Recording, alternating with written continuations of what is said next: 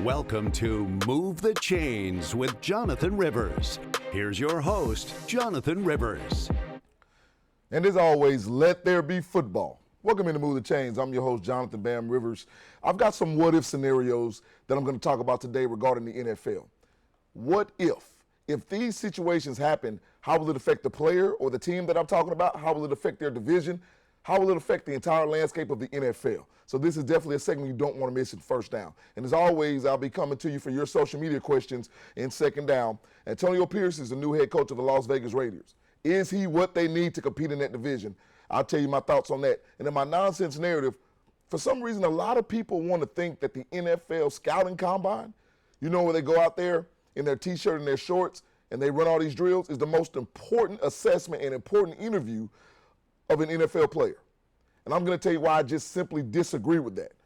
And in the final drive, I want to remind everybody that when you're talking about the NFL, stop overthinking the room because it'll only get you in trouble. All that right here on Move the Chains, but you know how we do it. Let's kick it off with First Down. All right, so this is a segment that I thought about when I was doing some show prep, and I wanted to say, you know, the NFL is full of scenarios. Everybody always asks, well, if this team would have done this, the situation would have turned out differently. If this holding call wouldn't have happened, if this person stayed healthy. So I thought to myself, why not do a what-if scenario?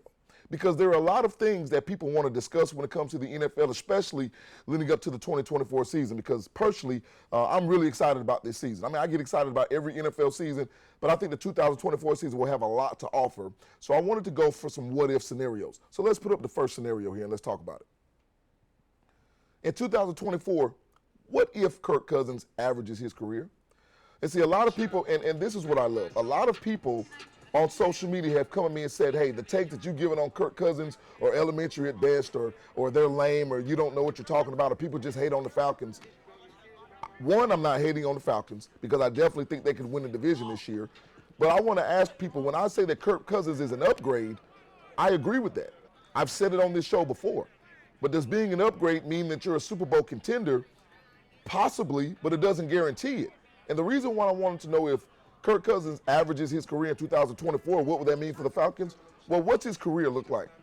About 3,500 passing yards, right, per year on average, 24 touchdowns on average, and 10 interceptions on average, and about a 66 or 67% completion percentage. So if Kirk Cousins throws for 3,500 yards, gives you a 2-to-1 basically touchdown to interception ratio, and has a 6 out of 10 completion percentage, is that good enough for the Atlanta Falcons to win the NFC South? It could be. Is it good enough for them to win the Super Bowl? Now, see, a lot of that is predicated on how they do in the running game, too, because don't sit here and think for a second that numbers by the quarterback are always indicative of a team's success, because Kirk Cousins can go and lead the league in passing because his team is behind all the time.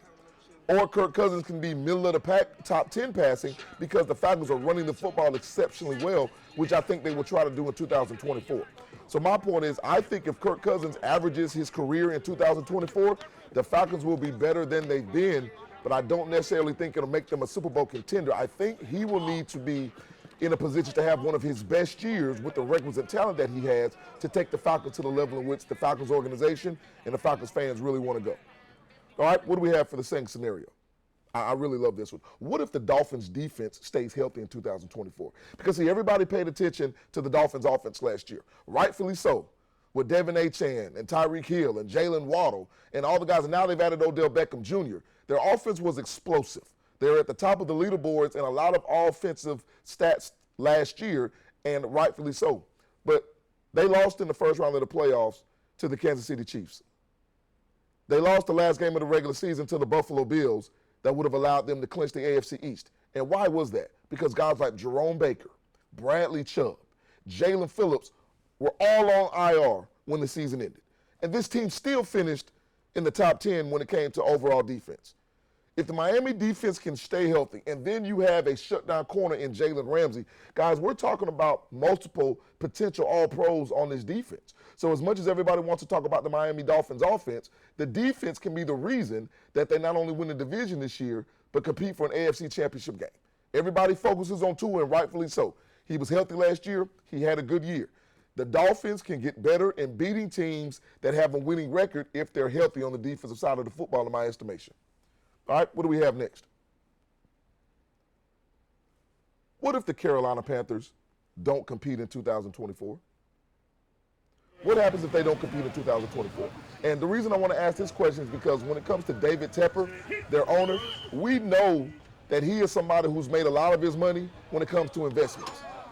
And the one thing that investors realize what to do is when to get in and when to get out. But see, the problem with having that mindset when it comes to running an NFL franchise is that sometimes you get out too early, which is why they've had 6 or 7 head coaches in the last few years. And this team hasn't had a winning record since 2017.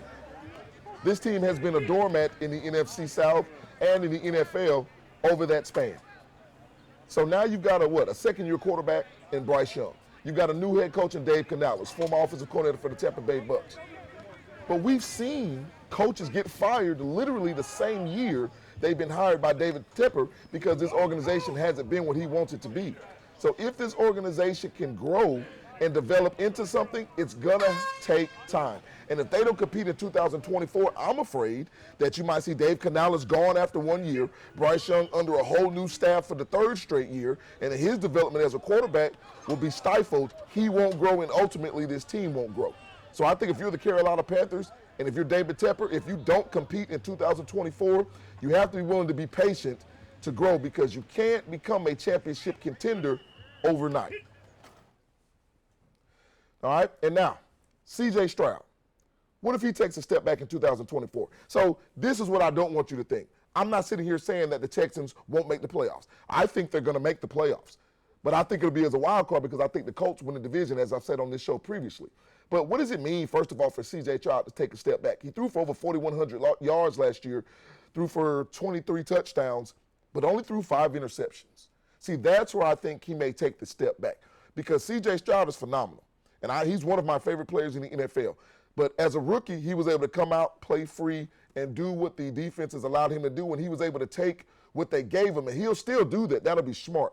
I just think that defenses will have more of a plan for C.J. Stroud this year in that offense, even though I think they'll be explosive. And by taking a step back, I think you might see him throw some more interceptions. I just think it's happened. It's a law of averages when it comes to the NFL because 5 interceptions is phenomenal. I don't think you'll see him duplicate that, but him taking a step back individually doesn't mean this team will take a step back. I think he won't have a multitude of turnovers. He's not throwing 15 or 16, but I definitely think he'll have more than 5. All right, that's it for First Down in the What If scenarios. When we come back for the break, your social media questions. We'll be back and we'll move the chains right after this.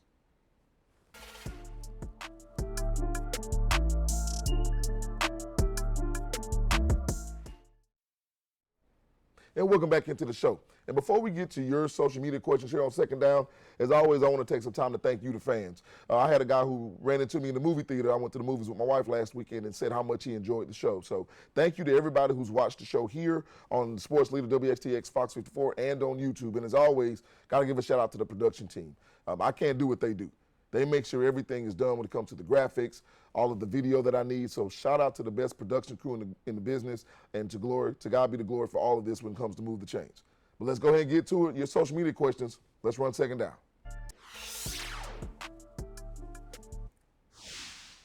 All right, so a lot of conversations have to do with like best units, who you think has the best DBs or the best wide receiving core or the best running backs.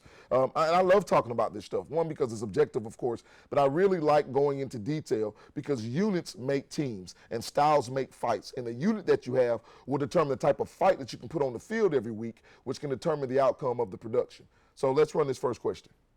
So Charles R. asking in the same vein, who do you think is the best linebacker group in the NFL? And I think the best linebacker group / duo belongs to the 49ers.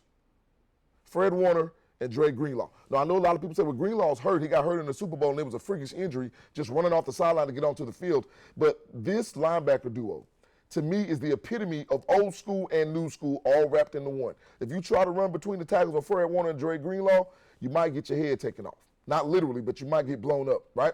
And then also in a Tampa 2 defense where the middle linebacker has to drop down the middle of the field to cover the deep middle third. Both linebackers are athletic enough to do that. I've seen Dre Greenlaw make so many plays in pass coverage over the past 5 or 6 seasons, it's ridiculous. So I know the Jets have a great linebacking duo with Quincy Wilson and C.J. Mosley, but for my money, the 49ers with Dre Greenlaw and Fred Warner have the best linebacker duo currently in the NFL. All right, what do we have next? Gary N. asked, what's the most important offensive stat in the NFL? I had a conversation with the director of this show, Ernest, and he said, it's got to be turnover margin, right? And I said, to me, that's second, because I think the most important offensive stat is your touchdown percentage in the red zone. Just look at it like this. The top 10 touchdown percentage red zone participants last year made the playoffs. That's all you need to know. And listen, I'm not above kicking field goals because I think you should take the points, especially when you're ahead. But determining the time and the situation, scoring in the red zone is imperative. This is why a lot of teams that average 350, 400 yards in a game, great. But if you're terrible in the red zone, you're not scoring touchdowns, you're not winning. So that's why you see teams defensively, they don't even care about giving up yards. You'll hear them say, from 20 to 20, you can do whatever you want, but when it gets inside the red zone, keeping you out of end zone is the most important thing. So when a team is productive when it comes to scoring touchdowns in the red zone, they're more often than not on the winning side. All right, last question we have here for your social media questions from Calvin Y. How do you feel about the Las Vegas Raiders hiring Antonio Pierce as head coach? I'll just tell you this. When Rich Versace was the head coach, the interim coach, they played well, made it to the playoffs, and they let him go. And the whole team was behind him. And they had a chance to do it the second time around with Antonio Pierce, and I think they got it right. I don't know if he'll be a success. I love former players who coach because I know they know the game at a high level, especially with his defensive mindset as a Super Bowl winning linebacker. But what he's going to bring to this team is attitude, grit, and he's also going to bring an identity. And I promise you, don't be surprised if you see the Vegas Raiders start to improve kind of like the same way the Lions will. Now, I think it's a whole different beast because Kansas City is in this division. And I don't see Kansas City with Patrick Mahomes and Andy Reid not winning this division for the foreseeable future. But the Vegas Raiders will be competing for wild card spots and playoff berths under Antonio Pierce in the near future, in my estimation. All right, that's all for your social media questions. When we come back, my nonsense narrative. You don't want to miss it. Back when we move the chains, right after this.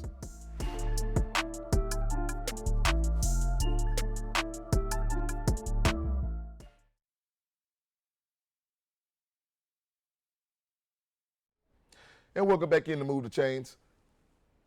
A lot of people love the NFL Combine. I love it too. But I don't look at it the way that some people look at it. That's what we're dealing with here.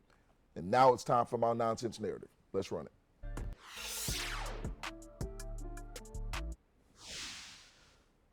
The Combine has become a spectacle. I don't mean that in a negative way. The Combine has become a nationally televised event that everybody watches. I love it. I make sure I record it on my DVR so I can watch it over and over and over again. I love seeing these guys compete at a high level and continue to try to build their draft stock to a certain extent. But see, this is where I take caution when people say that it's the most important interview in a player's career.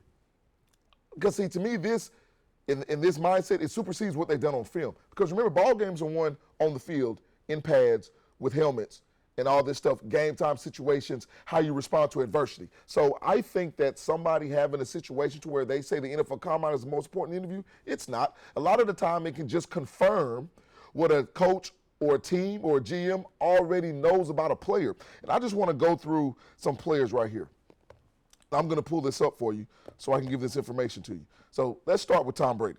He's probably one of the greatest players in the history of team sports. Does everybody remember the Brady 6, right? The 30 for 30 they did on the quarterbacks that were taken before Tom Brady. He was taken, I think, with the 199th pick in the 6th round. Do you know what his combine looked like? Do you know what Tom Brady did at the combine? He looked unathletic. He looked slow. He looked weak. But the one thing that they couldn't measure was the heart of a champion. They just couldn't measure it. So I'm not saying that people aren't going to make mistakes. Organizations make mistakes all the time. But I think looking at Tom Brady, clearly his NFL Combine had nothing to do with his career. If nothing else, it just enhanced the fact that the Combine is not the most important interview in my estimation. I'll give you somebody else. I'll give you somebody on the other end. What about the Ryan Lease of the world? What about the Jamarcus Russells of the world? Huh? What about Zach Wilson? Zach Wilson got out there and threw like a 65-yard bomb on a post route, and everybody went crazy, and the Jets fell for it. They fell for it. Never mind that when he played at BYU, he had one of the biggest and best offensive lines in football. I'm not degrading him for that. That's not his fault. That's good. But people were wide open, and there wasn't the same type of pressure. So my point is, you got to look at competition sometimes because it matters. Now, I'm not saying it matters all the time because whom you have to play is whom you have to play. The players don't make the schedule. But you have to also make that a piece of the puzzle. And what I don't want is for people to take the NFL Combine and make it this, oh, this guy was a projected third-round pick. Oh, but he ran a 4.2 40. Well, he's a first-round pick just because of his speed. Speed doesn't make – Tyreek Hill is great because of his speed, but he's great because his speed matters because he can catch the football and do work with it. That's what matters. What about Jason Peters? Future Hall of Fame offensive lineman, right, out of Oklahoma. This guy was a tight end in college. Ran like a 4.9, 5-second 40. They said he was too slow, was terrible. They ended up moving him from tight end to offensive tackle when he got to the NFL. And all he's done by that time is just make, 6 All-Pro teams, 9 Pro Bowls, and was one of the best offensive linemen while his tenure was going on in the NFL. Cooper Kupp is another guy.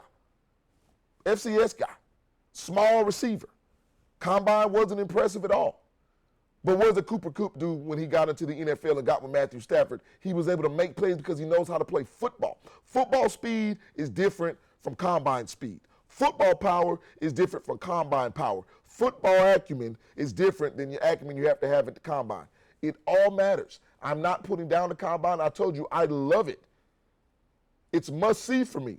But what I won't do is categorize it as the most important interview of an NFL player's career, because the most important interview are the hundreds and hundreds and hundreds of snaps that player takes at practice and on game day so they can put it on film, because the film will not lie to you. The combine sometimes will.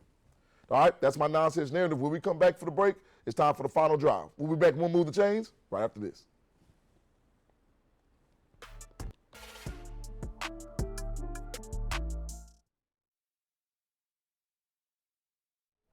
And welcome back in to Move the Chains. It's the final segment of the show, so you know what that means. It's time for the final drive.